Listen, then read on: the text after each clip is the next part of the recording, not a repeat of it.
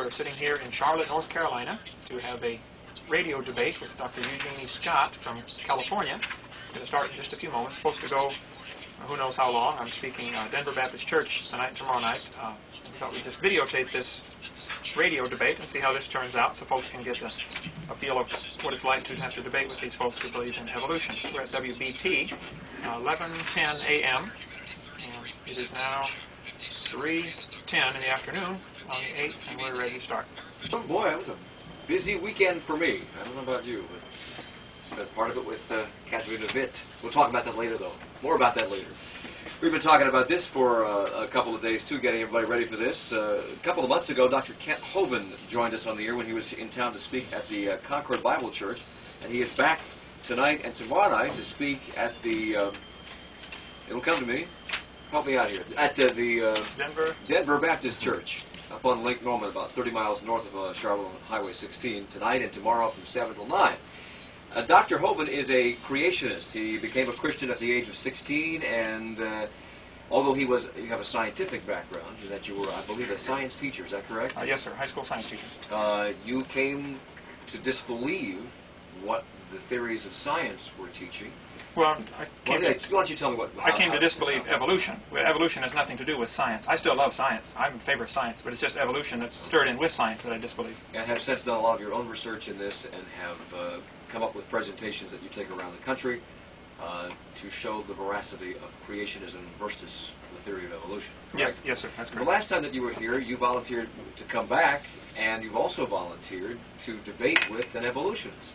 And so we have contacted one, and she's joining us today from California. Dr. Genie Scott has been since 1987 the executive director of the National Center for Science Education Incorporated. It's a pro-evolution, non-profit science education organization with members in every state. Dr. Genie Scott holds a Ph.D. in physical anthropology from the University of Missouri. She is taught at the University of Kentucky, the University of Colorado, and in the California State University system. She's a human biologist. Her research has been in medical anthropology and skeletal biology, and she has worked nationwide to communicate the scientific method to the general public and to improve how science as a way of knowing is taught in school. She has appeared on Our Magazine, Geraldo, Crossfire, Issues on Trial, the Morning Edition on NPR, the Pat Buchanan Show, and All Things Considered, etc., etc., and she joins us this afternoon. I thank you. I'm not exactly sure how we'll begin, but I guess we'll begin with the basic argument. The basic argument is that scientists, or some scientists, believe that the world was not created precisely the way it's spelled out in the book of Genesis, but creationists believe literally in the book of Genesis. Is that pretty much the argument we have here? Well, today? There are probably quite a few creationists who would still not believe the literal Genesis account. They would maybe say God did it, but not according to the book of Genesis. So there's a variety of creationists. I am a Bible-believing young earth creationist. I believe the Bible is literally true, scientifically accurate, and that the world is less than 10,000 years old. And Doctor, what do the evolutionists say, Dr. Scott? Get that speaker on. You can't hear her.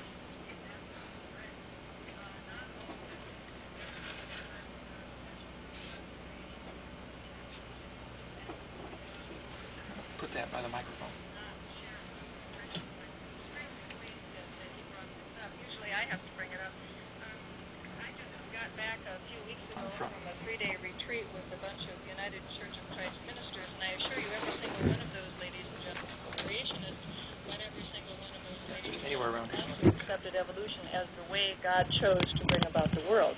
I would say that the distinction, and perhaps Kent, you might agree with me on this, the distinction between creation and evolution is not whether God created, because certainly God could have created any way he wanted to, including through evolution, if that's the way he chose. The distinction really is a question of history. What happened in the history of the universe? Did everything appear suddenly, all at one time, as the literal reading of the Bible of Genesis would suggest, or does the universe have a history? Did change take place since the beginning, whenever that beginning occurred?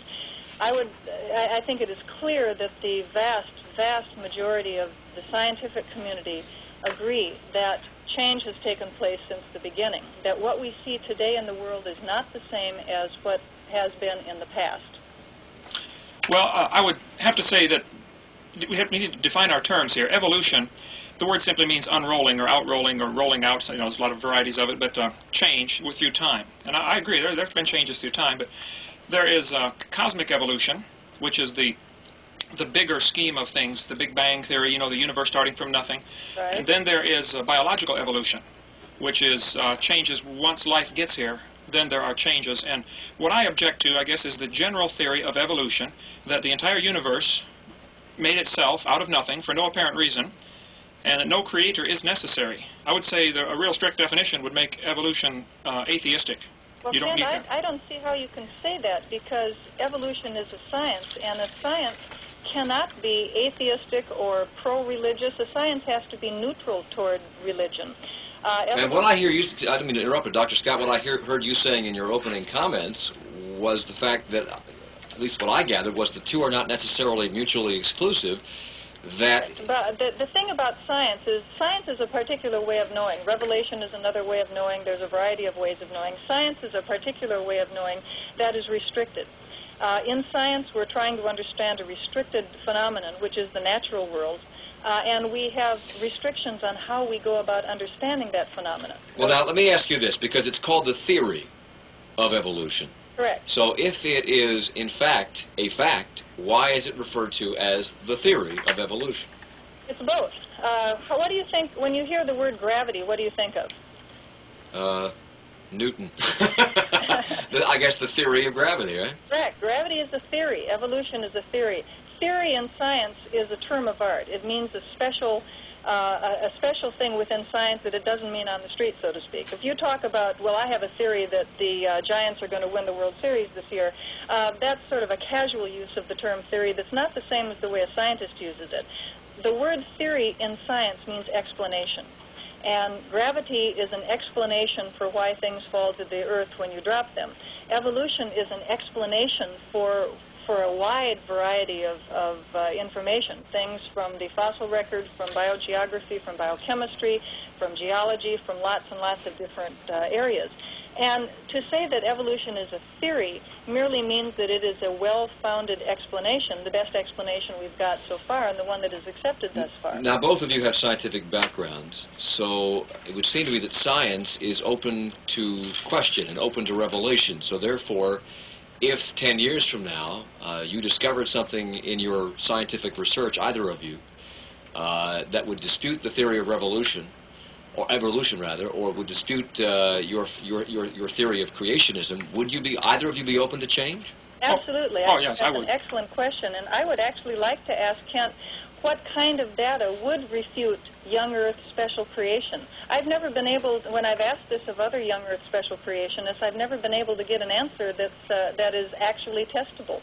Can you give me an example of what kind of data would cause you to rethink whether the world was created all at one time and all of the plants and animals in their present form? Yes, you mentioned a key word there, testable. I think you made a statement a few minutes ago that evolution is a science. I would object to that vehemently. Evolution is a philosophy. It's actually a religion. Let's talk about the science first. Okay, well, yeah, that's what I want to distinguish between. See, evolution is not science. It's a religion that people choose to believe in.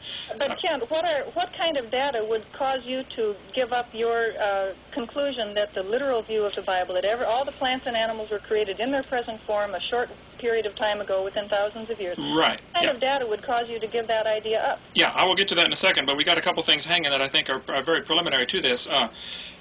The definition of science is not a way of knowing.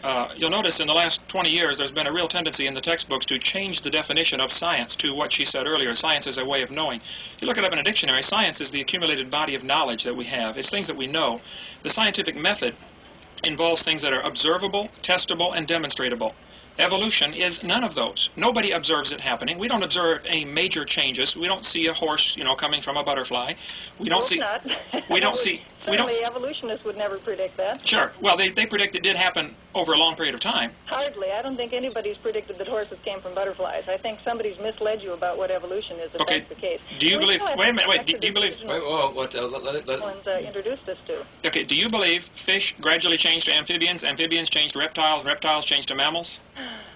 Actually, that's not the way it happened, but we keep getting distracted here, Mr. Collins. The question I asked, which we sort of haven't been able to get to, is what kind of data would Kent accept that would demonstrate to him that all plants and animals did not occur suddenly all at one time within the last couple thousand years. All right, let me jump in here. I'd like Dr. Hovind, if you would answer that question. I will come back and we'll Sure. all have her answer how evolution happened. If it didn't happen the way you just described, with fish becoming amphibians, amphibians becoming reptiles, reptiles becoming mammals, we'll find out how it did happen. Yeah, which Answer is that ultimately what question. they believe, that and life coming from non-life. But Answer her okay, question. in order for something to be scientific, it has to be observable, testable, demonstratable. There is no way this argument's going to be resolved scientifically.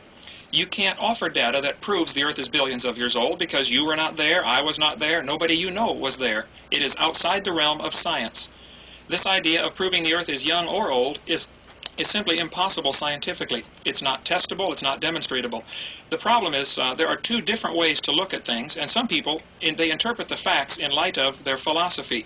The evolutionists have already decided the Earth is billions of years old, and so when they look at the fossil record, they see those different layers of rocks as being different ages. The creationist looks at the different layers of rocks, the same data, we're both staring at the same geologic formations, and the creationist comes to the conclusion that all of these rock layers were deposited very rapidly in a catastrophe, the worldwide flood. So we both have the same data, but we're coming to opposite conclusions based on our prejudices, our preconceived ideas. So what you're saying then is there are no data that would cause you to reject your point of view because your scientific creationism really isn't scientific. Well, neither is evolution. You mentioned in the letter that you faxed in. We're talking about evolution here. We're talking about you. We'll get back to evolution in a second. No, I agree. What you're saying is that scientific creationism is not scientific. I agree. There's no possible way to prove it scientifically. Why do you guys keep trying to get it taught in the public school science classes? If it's not science, it shouldn't be taught. Well, see, that's to prove the point. Evolution isn't science either, and it shouldn't be Now taught. let's talk about whether evolution is scientific. First of all, you have an exceedingly narrow definition of what science is. If we had to refer to things scientific as only those which were directly testable, directly observable, we'd have a pretty short list of sciences that we could talk about. For example, particle physics. Nobody has seen an atom. Nobody can observe the particles that are smashing into each other in an atom smasher. Oh, I agree. Sure. So therefore, particle physics is not science. No, there is a lot of theory in particle physics. An awful lot of theory. But hey, but it's not science because you can't directly observe it. Well, my point in this is that, and it's very difficult to get an evolutionist to admit this, what they have is exactly the same as what a creationist has. They have a strong belief in something that is not observable, testable, or demonstratable. Both are fundamentally religions. And No, you're saying that unless it's directly observable, it's not scientific. So, but I think that you'll probably agree that particle physics is a science. So there must be some kinds of sciences in which direct observation is not completely relevant. Okay, yes, and I would say creation would fall into that category. Creation is a scientific theory that is not directly testable. I mean, we weren't here when God created the world. Well, But I don't know. I can think of some ways to test young Earth creationism. Okay, let's hear one. Well, you should be doing this job because one of the things that a real scientist does is come up with ways that his theory or explanation could possibly be refuted. Okay, I've got a good one for you if you can't think of one. But you know, if you have if the entire geological column was laid down by the flood, which is your position, how do you explain 80 different layers of coal in the Midwest? Were there 80 different floods? Oh, no, that could all be done in one flood. Mount St. Helens is doing a good job of proving that for us right now as we speak. No, Mount St. Helens shows that catastrophes of various sorts and large quantities of water can produce very impressive geological features. It Exactly does not, right. by any stretch of the imagination, demonstrate that the whole Grand Canyon could be laid down by water. Well, no, wait. Now, you would have to agree, I'm sure, if you studied your geology, that all of the layers of strata in the geologic column in the Grand Canyon are sedimentary rock, which means they were indeed laid down by water. Nope, some of them were laid down by air. Volcanic, Some of them yeah. are Wind-blown. are aeolian deposits, which is pretty tough for you guys to handle when it No. You mean talk about wind-blown ash and stuff? Sure, that happens. I think in the flood there was a catastrophe, disaster, volcanoes going off, there was ash layers. The trees... It's pretty crazy because you got the flood going over, depositing a water layer, and then you have the flood waters going someplace, an ash layer being deposited, then the flood water coming back and depositing water layer. You know, this whole thing is just really silly. Okay, I got to take a break right now, and we'll come back and we'll continue this conversation. And I want to find out, since you refuted, well, I want to find out how you feel evolution actually did take place. And let me get a response from you, Dr. Scott, about what data we have that proves the Earth is older than, how old do you say it is, Dr. Hovind? 6,000 years? 6,000 or 7,000 years. Okay. Our guests are Dr. Kent Hovind here in the studio and Dr. Genie Scott on the phone with us from California, and we'll continue our conversation in just a second. Going somewhere over the holidays? Rent a book on tape from Audio Library. Entertain the kids in the car or catch up with the hottest new novels and bestsellers on tape with over 5,000 titles to choose from at Audio Library, Cotswold Mall, and McMullen Creek. I want to tell you about a place called with a PhD in physical anthropology, and here in the studio with us, she's joining us by telephone, by the way, here in the studio, Dr. Kent Hovind, who is in town to speak about creation science at the Denver Baptist Church tonight and tomorrow night. He has a master's degree in education and a PhD in education as well. Began a full-time ministry of creation science evangelism several years ago. He's been our guest before, and he is the one that suggested this debate between creationists and evolutionists. Dr. Scott. Yes. Dr. Hovind posed a question a little while ago about how evolutionists view evolution. Did fish become amphibians? They in turn became reptiles. Reptiles became mammals. Is that how evolutionists view this process? Well, only in a very rough and general sense. You ought to think about evolution. Let me give you a little metaphor to maybe help you understand it a little bit better. You have parents, and you have grandparents, and you have great-great-grandparents, and great-great-greats, and on ad nauseum. Those are your lineal ancestors, right? Mm-hmm. Simultaneously, you also have not just your parents, but your uncles and aunts, and your great-uncles and great-aunts, and your great-great-uncles and great-great-aunts, etc. You've got all these collateral kin as well. And you've got their offspring. You've got your cousins and your second cousins and your third cousins, your umpty-ump cousins, and so forth. When you look at the fossil record, the probability of fossilization is not very good. What you're likely to find is a lot of these collateral kin, and not necessarily very many of those lineal kin, the parents and grandparents and great-great-grandparents of a species. Now, if we look at the fossil record, what we see is a very definite pattern. We see at the beginning very simple organisms, and then we find multicellular organisms. We find in the Cambrian, we find a whole explosion of invertebrate organisms with hard shells, so they show up better in the fossil record. And we can find ancestors for most of the living invertebrates in that Cambrian explosion. A little bit later on, we find that in the marine, in the ocean, you find animals that look like very primitive fish. They're not fish like you're going to go out and catch this weekend. They're not the bony fish. They're a very primitive kind of fish. They don't even have bony skeletons. They've got cartilage skeletons. If you want to call them fish, you can call them fish, but you shouldn't get them mixed up with your local perch and your local trout. It's only later on that you get those more advanced kinds of fishes. But what I hear you saying so far, and correct me if I'm wrong, is that we have instances of fossilized records of various and sundry different species, some of which do no longer exist. They are extinct. Correct. But do we have any missing links? For instance, where is the missing link that would go between a man and an ape? Where is the missing link that would go between the fish you were just talking about and the kind of fish that we have today? There actually are intermediate forms between the primitive fish and the bony fish, or the osteichthyes. I'm sorry, I'm not a specialist in ichthyology, so I really can't just roll those right off my tongue. Okay. There are some nice transitions between these early fish-like creatures, these early marine forms, and the earliest land forms. Some people call them amphibians. They're probably better called tetrapods, which means four-footed, because they have some similarities to amphibians. But when you think of amphibian, you think of a modern-day amphibian like a frog or a salamander or something. They weren't like those at all. They were very primitive. When you come to humans and... I'm sorry, I got distracted here by your question. We do have nice intermediates between those early marine forms and the first land forms. We've got lovely intermediates between primitive land creatures that some people call reptiles, although they're not identical to modern reptiles, of course, and mammals. And eventually, when you get up to the primates, you've got quite a marvelous record of fossils of early humans. There's a lot of confusion out there. People think that the human fossil record is particularly skimpy. It isn't. We've got lots and lots of fossils. But do we have fossils of humans that are more like apes than humans? In other words, in fact, if you read the creationist literature, they have a great deal of difficulty with the human fossil record because in their way of thinking, there's only the created ape kind and only the created human kind. And so they have a lot of difficulty forcing every fossil into this Procrustean bed of either ape or human. And what's amusing to look at the creationist literature is you take a fossil like Homo erectus, the Peking man or Java man fossils, and some creationists say, oh, well, it's just an ape, and other creationists say, oh, well, it's all human.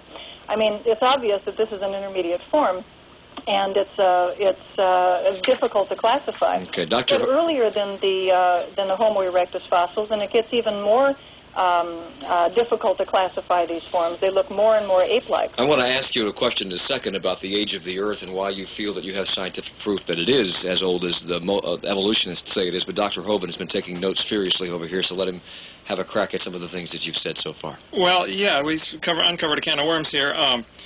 She says the fossil record is not good. That's always a good one, shield to hide behind. You know, we don't have these missing links. Actually, the whole chain is missing. Well, we got plenty of fossils. We've got lots of intermediate forms. Okay. I disagree 100%. I think I could discredit each and every one, or it could be interpreted from a creationist viewpoint. There are probably many species that have gone extinct. If the Creator designed the creation with a variety of different kinds, basic kinds of animals, and they produced varieties of offspring, for instance, dogs, you know, there's 250 kinds of dogs, and they all came from a common ancestor. It was the dogs that got off Noah's Ark. How about beetles? There's hundreds of kinds of beetles. I don't know how many different various kinds there are. There's lots of species and subspecies, and, you know, you break it down. See, our modern classification system, done by Carolus Linnaeus here in the last few hundred years, is not necessarily... You know, species is not necessarily the biblical kind.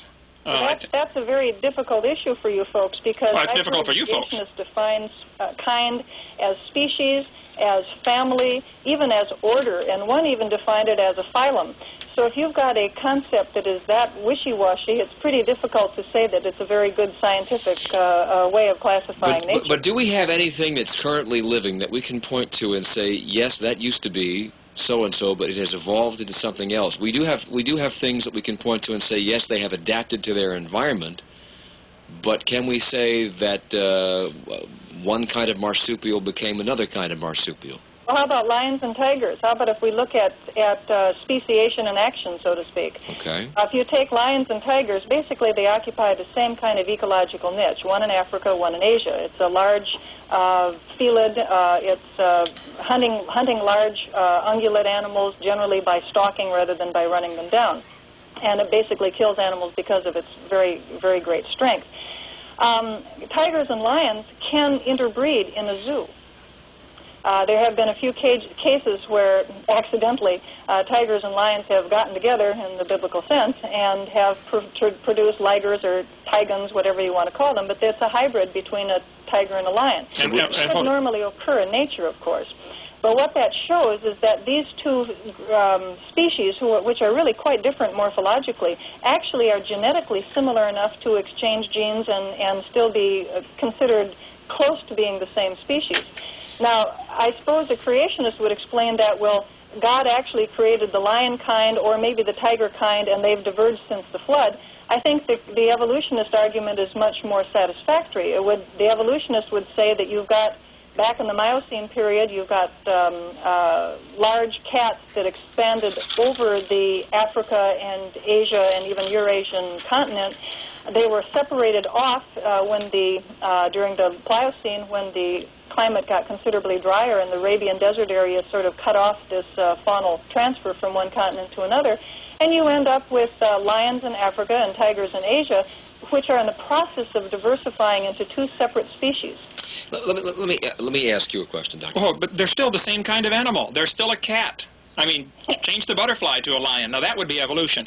And no, it wouldn't be. It'd be nonsense. No evolutionist on this planet ever said that lions are descended from butterflies. Okay, they believe... If you go back far enough, you can probably find a common answer to butterflies and lions. See, that's a religion. Butterflies and lions, but it's absurd to say that lions and butterflies are directly, one evolved into the other. Okay, let me ask Dr. Hovind a question. I have to take a break in a second here, but how do you explain, if life began, as the Bible says it does in Genesis in the Garden of Eden, that animals were created on one day and then man was created on another day and woman, following that, how do we explain that all the kangaroos in the world are in Australia?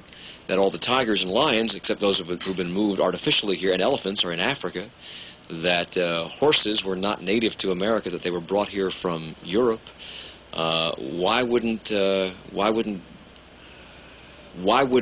particularly the Middle East, have elephants and that's what you're asking. Pardon me?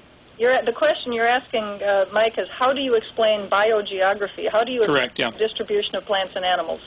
Well, I would have no problem. I would say there was a worldwide flood 4,400 years ago. There were 2 of each or 7 of some of basic kinds of animals on board Noah's Ark. And in the last 4,400 years, there's been an enormous variation within the created kind. I don't know if lions and tigers have a common ancestor. But wait a minute. If the flood took place and the Ark came down on Mount Ararat... In that region, right? In that region, how do you explain kangaroos exclusively migrating to Australia across a large landmass and across a large body of water after that, and having oak trees in England and America, but not in the Middle East? Well, the different climates are, there's biological warfare going on. That's not a good term to use, but the species do compete for land space, and some maybe would not be competent to survive. But how do they get there? How did they get there? Well, if the oceans were not as deep as they are today, if you lowered the oceans just 1,000 feet, and they average 15,000 feet in depth. If you took that much water out of the oceans, all the continents become connected. The continental land bridge would be enormous between all these continents. The Bible says in the book of Genesis chapter 10, in the days of Peleg, about 100 years after the flood, the earth was divided. There are several different creationist viewpoints on that, and it's not provable. Nobody was there. But the interpretation that I give to that is that the ice caps that had come all the way down to Kansas City, Missouri during the time of the flood were melting back. And that's why we have a continental shelf. And that's why within the first 100 years the animals were able to get to different continents and then became isolated there and trapped where they are. There are marsupials over here, and kangaroo fossils have been found in other places. They've been found in Africa. But they haven't. Yes, they have. Kangaroo fossils in Africa? That's nonsense. Your question is an excellent one, Mike. You've got the 2 little kangaroos hopping from the Middle East over across South Asia. And actually, some creationists bring in continental drift here. They have the marsupials of Australia, this very unique fauna, hopping over into the continent of Australia, which then amazingly breaks apart from Asia at that point and sails down about 45 miles per hour to its present location in the South Pacific. But isn't it funny that the only place where you find fossil kangaroos and fossil Australian marsupials is in Australia? How come if those little varmints had to go all the way from the Middle East to South Asia and across into Australia, that they didn't leave any fossils behind them? They must not have reproduced. And well, no, just a minute. 2 little kangaroo kind managed to stay close to each other? Did they hold hands all the way across the ocean? I mean, the biogeography is a real problem for flood geology. All right, I got to take a break, and when I come back, I want to ask you, Dr. Scott, how you can prove through scientific means the age of the Earth, because that's one of the questions that came up last time Dr. Hovind was here. I believe, if I'm not mistaken, you refuted carbon dating. Yes, sir. Okay. We'll talk about that when we come right back on WBT.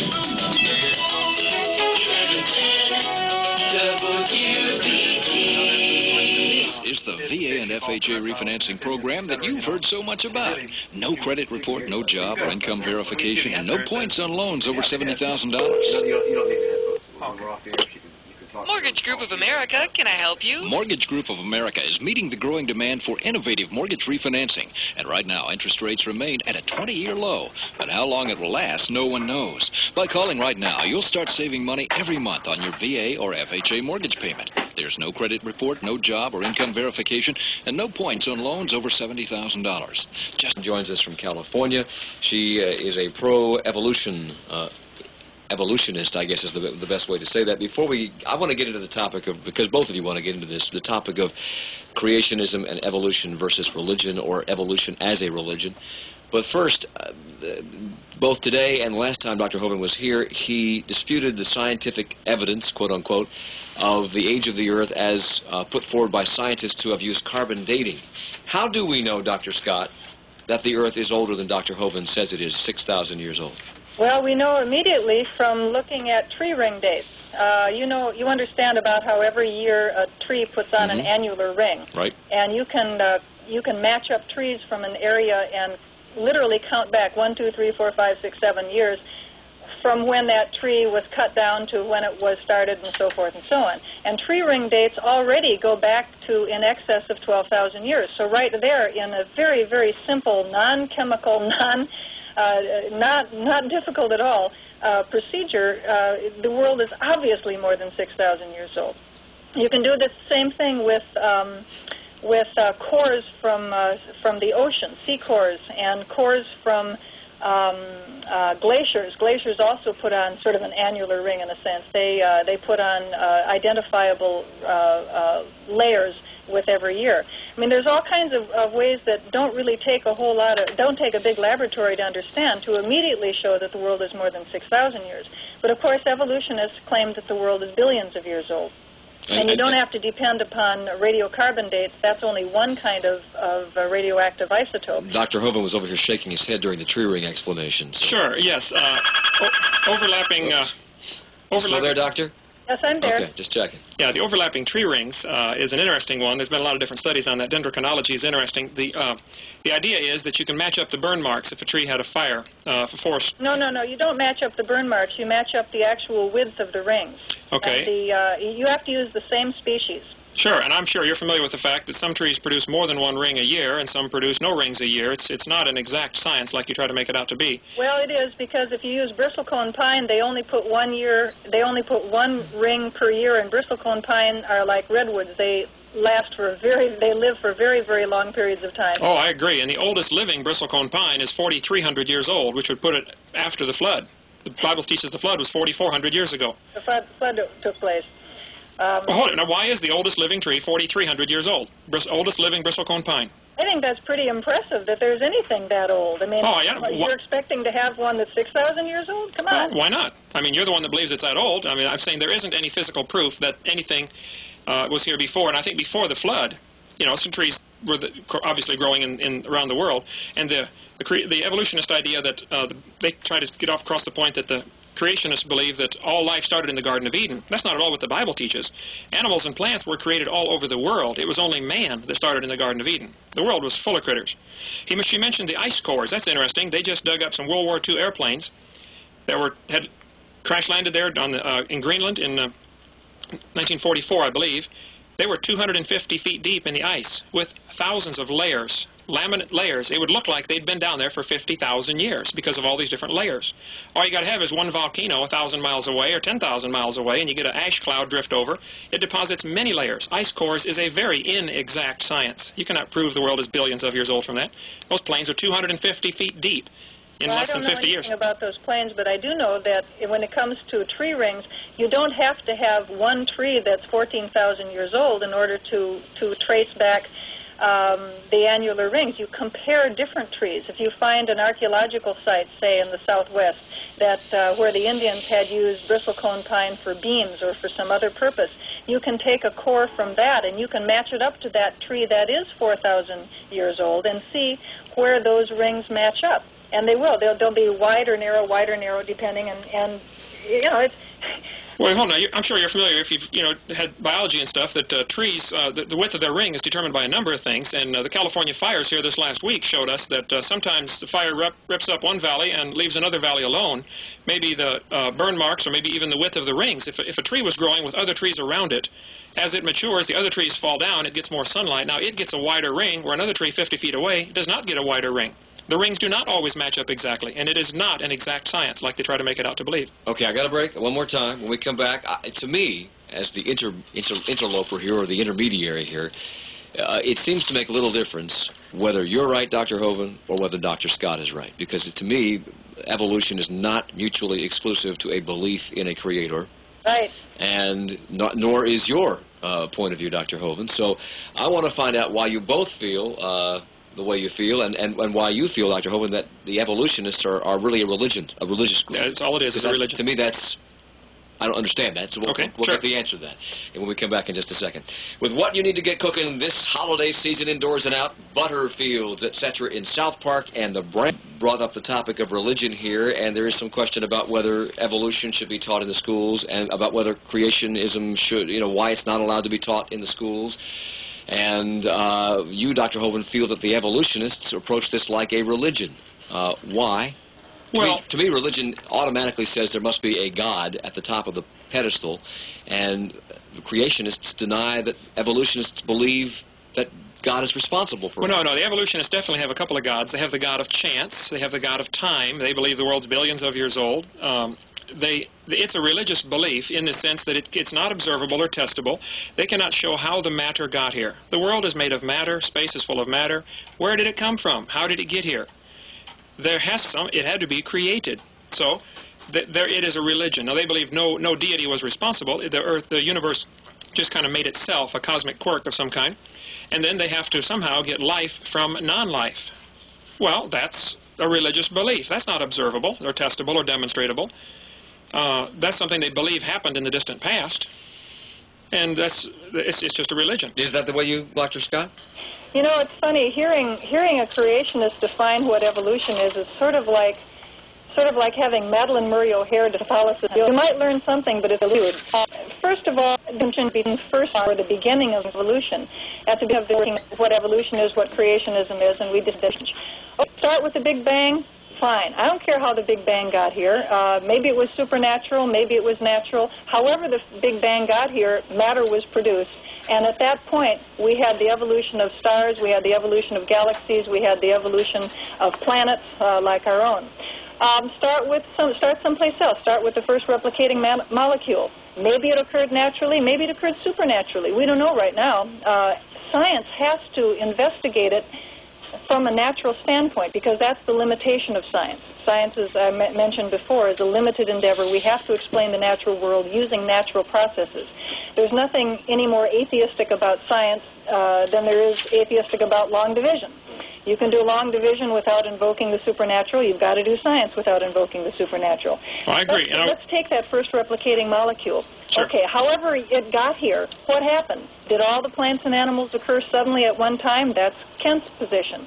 My position, and that of the vast majority of scientists, is that after you get that first replicating molecule, you have the gradual development of plants and animals through time, not the sudden appearance of everything. So that's the difference between creation and evolution, and that's the confusion that they make between first cause and evolution. Okay. Evolution does not depend on a natural origin of that first replicating molecule. Okay, you mentioned a couple things there. You said, I think, if I understand you right, you kind of admitted that at least the Big Bang part and the first replicating molecule part are not testable and are not part of science, and yet they are very much part of the school textbooks. No, I didn't say they weren't testable. As a matter of fact, there right now is very active science going on in discussing which of a number of alternate explanations best explains the origin of the first replicating molecule. Sure. Is creation one of those you're considering? Not from a scientific standpoint, you can't, because you can't consider supernatural explanation in science. It's one of the limitations. Okay, so the entire subject of origins is outside the realm of science. And until they get it solved positively, I would like it out of the textbooks. I don't think kids should be taught your view without being taught all views. I don't think that it is outside of science. I think a supernatural explanation is outside of science. Well, hold it. You begged the question. How did the universe get started? How did the first life get started? Do you know? Can you prove it scientifically? You're outside the realm of science. There are a number of theories that are competing with each other right now about the first replicating molecule. Sure, and the kids ought to be shown all of them, including the creation theory. Actually, it might come as a surprise to you, but when I was teaching evolution at the college level, I would mention to kids that I would say, well, here we're going to study evolution. Evolution means change, describe it a little bit. And there's lots and lots of evidence to show that this change through time took place. And now we're going to discuss, or during the semester, we're going to discuss how this change could have come about. And it could have come about through natural selection, through Lamarckism, through saltation, et cetera, et cetera. And possibly it might have come about because it was the will of the supernatural, because it was God's will. Yeah, but you still missed the origins part. This is the important part. I'd go on to say, we can't study that in this class because this is a science class, and science is incompetent to study the supernatural. I guess if we somehow invent a theometer, we can do it, but until that point, we can't bring supernatural explanations in to explain the natural world. And with that, I got to stop because we have to break for news. Dr. Kent Hovind's here in the studio, Dr. Genie Scott in California. They both agreed to stay over into the next half hour, and we'll continue our conversation following the news next here on 1110 WBT. Charlotte. Go ahead, questions, although we request to keep your questions very short. 570-1110 or toll-free 800-WBT-1110. We left off in the last half hour where we had the argument between evolution as a religion and the fact that evolution is taught in schools while creationism is not, because it is considered to be religion. Dr. Scott, do you see a problem with teaching one but not the other? Not at all, because I do not agree in the slightest that evolution is a religion. Evolution is part of science. Science has to be religiously neutral. It's a limited enterprise that must explain the natural world using non-supernatural means. But you're not, are you discouraging the teaching of creationism to children? I am discouraging the teaching of creationism as science to children.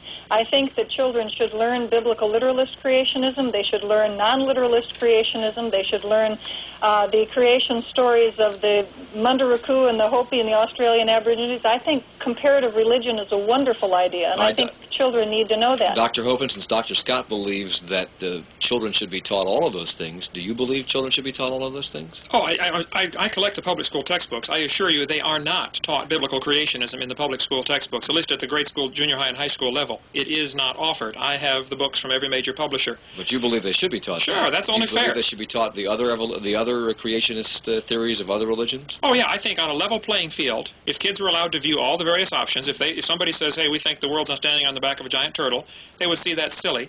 And I think the literal biblical creationist view would win out hands down. So we have so actually, between the two of you on this topic, we have no argument. It's just that Dr. Scott doesn't want to see the creationist point of view taught as science. Is that correct? Right, but see, she wants her evolution, which is a religion, included in with science. That's where I would differ. Evolution should also be in the comparative religions. I don't understand why you think it's a religion. I don't understand that. In order to be science, it has to be observable. Nobody observed them when the world was created. Nobody's ever seen an animal change to any other kind of animal. That's never been observed. Cats always have kittens. Let's go quickly to the phones before we run out of time in this segment. WBT, you're on the air with our two guests. Hi. Yeah, I think the truest thing that's been said here is that this is a situation that cannot be resolved. Obviously, both people have their own set of facts, and they're going to interpret it. But I have a question. Assuming this lady, Miss Scott, is saying that the only place that we have a story of creationism is in the Bible, and assuming that story of creationism is wrong, the problem that I see is the whole Bible crumbles. In order to take her theory, have her explain how it could be that you could have millions of years of death through evolution, and the Bible specifically says no one died until man sinned. Now, the danger is when you take her view, as Christians have tried to do in the last few years, you destroy God's creation. And if you read the book of Job, you will find that God didn't even address Job and give him an explanation of how he was. He said, Job, can you even explain my creation? In Exodus chapter 19, verse 4, it says that God sent eagles to fly Israel on their wings out of Egypt. Did that really happen? Well, there's metaphors and similes used all through the Bible. Well, the weatherman says the sun rose this morning.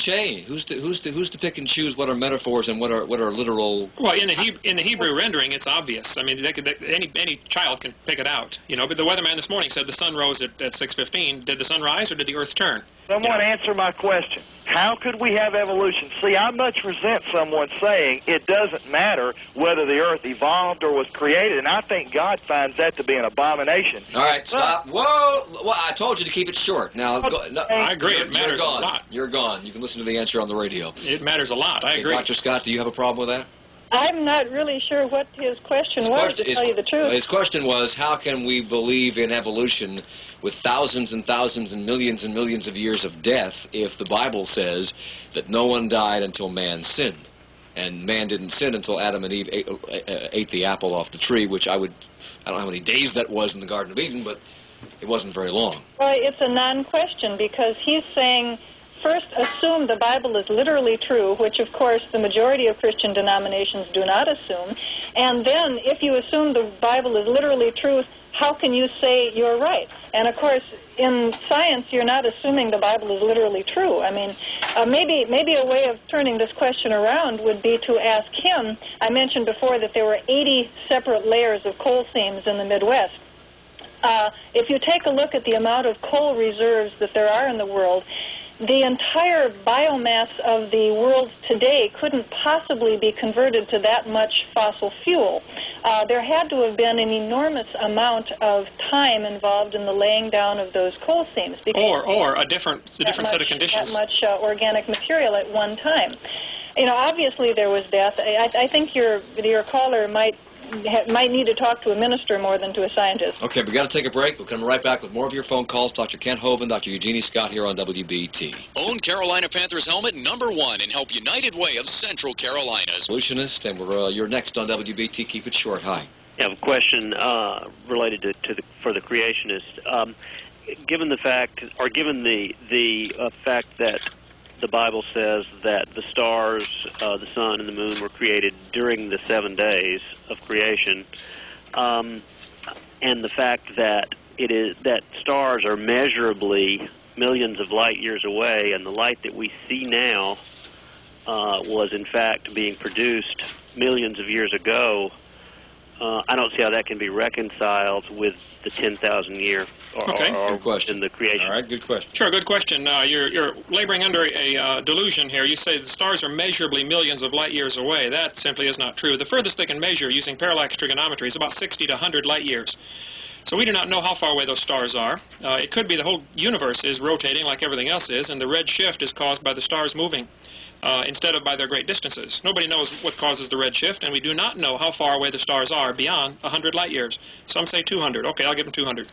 Secondly, I'm not saying they're all within 100 light year radius. Now, don't misunderstand that. I'm just saying they cannot be measured, period. Secondly, we do not know that the speed of light has always been what it is today. There is no possible way to prove the speed of light is a constant, and it has always been at this speed. And thirdly, you cannot prove that God did not create a mature creation. Adam and Eve were full grown. They looked like adults when they were 0 years old. How do you know? Were you there? No, I wasn't there, but see, that's a reasonable explanation of it. The evolutionist explanation is the only one that is tax-supported. I'm not against people believing in evolution. I'm against supporting it with my tax dollars. Dr. Scott, any comments? Well, he gets into real problems with theologians if he suggests that God is a trickster that made everything just look old because he wanted to fool us into thinking evolution had taken place. So that was an explanation that was rejected 200 years ago. 300 years ago when it was first suggested by Hermann Gosse. The idea that God just made everything look old is one that theologians have a lot of trouble with for obvious reasons. No, I didn't say he made it look old. It has to be mature. The trees had to be full grown or they don't work. Adam and Eve, he didn't create babies. It's just a matter of function. It has to be mature. So in terms of the distance of the stars, he just made it look like the stars were billions of light years away. Do you know that light has always traveled at the same speed? Do you know what light is? Can you show me anybody who knows what light is? Is it particles, waves, photons? There isn't a person in the... kept up with the creationist literature. There's been quite a bit of discussion about Barry Setterfield's idea, that an Australian creationist, that somehow the speed of light has slowed down in the last couple of thousands of years. Most creationists have rejected that firmly. Well, I don't know. I wasn't there either. But I'm just saying it is a reasonable explanation. And the evolutionist explanation is the only tax-supported religion we have right now, and I resent that. All right, let's go off to another phone call. WBT, hello. Mike, I appreciate you having this discussion on the air today. Okay, make it quick. I got a quick quote and then a question for your guest in California. As to whether or not evolution is fact or faith, L. Harrison Matthews, in his introduction to Origin of Species, Darwin's Origin of Species, said, "The fact of evolution is the backbone of biology, and biology is thus in peculiar position of being a science founded upon an unproved theory. Is it then a science or a faith? Belief in the theory of evolution is thus exactly parallel to belief in special creation." What's your question? Don't read a book to me. What's your question? Well, I was just saying, he said... What's your question? My question is, how does she reconcile the fact that there are dinosaur footprints that have been found alongside of human footprints in Texas if, assumingly, she believes that the dinosaurs were extinct before man came into being? Doctor?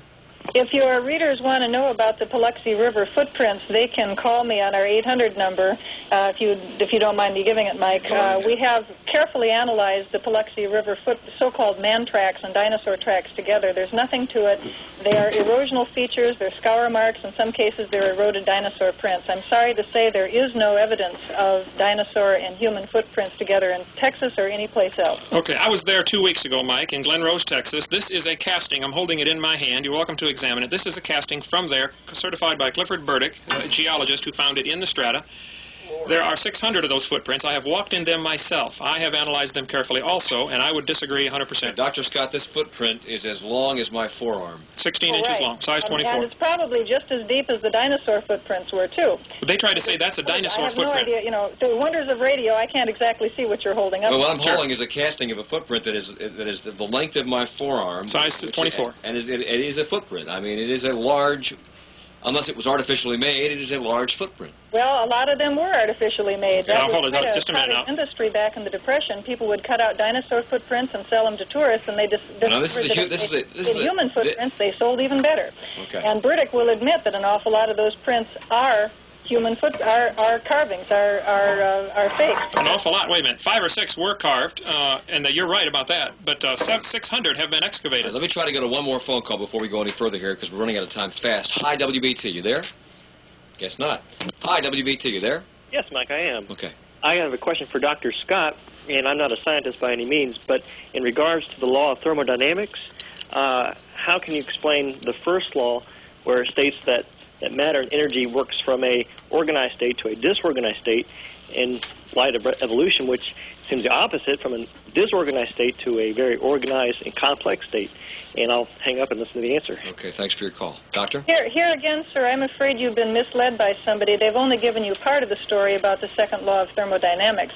They've left out a very important component, which is that, yes, there's a tendency for matter to become, or energy to become less organized in a closed system. The planet Earth is an open system because it receives energy from the sun. And there is no problem at all from a physics standpoint with evolution taking place, because on the planet Earth and perhaps elsewhere in the universe, who knows, we are dealing with open thermodynamic systems. Dr. Scott is the Executive Director of the National Center for Science Education. You wanted to give out your toll-free number. Go ahead and do that. If any of your listeners are interested in the creation-evolution controversy, they can call me at 1-800-290-6006. 800-290-6006. We're out of time. Dr. Kent Hovind is in town tonight and tomorrow night to speak at the Denver Baptist Church from 7 until, 9 o'clock? Yes, till 9. And it's a multi-video. It's a slide. Yeah, I got lots of visuals, hands-on stuff. And I cannot afford an 800 number, but if I could give mine, sure, they could contact me. Absolutely. I'm at Pensacola, Florida, and it's Hovind, and it's 904-479-DINO, D-I-N-O. Is that the 8987 number? Yes. Okay. No, I got this my home phone. Yeah, DINO is the office line. Okay, DINO is the office line. Okay, D-I-N-O. It's spelled H-O-V-I-N-D. Kent Hovind. Hovind, thank you very much for joining us. Thank you, sir. And I hope we can call on you again, Dr. Scott, sometime in the future. I'd be happy to. Thank you. Thanks for staying over, too. It's 4:20.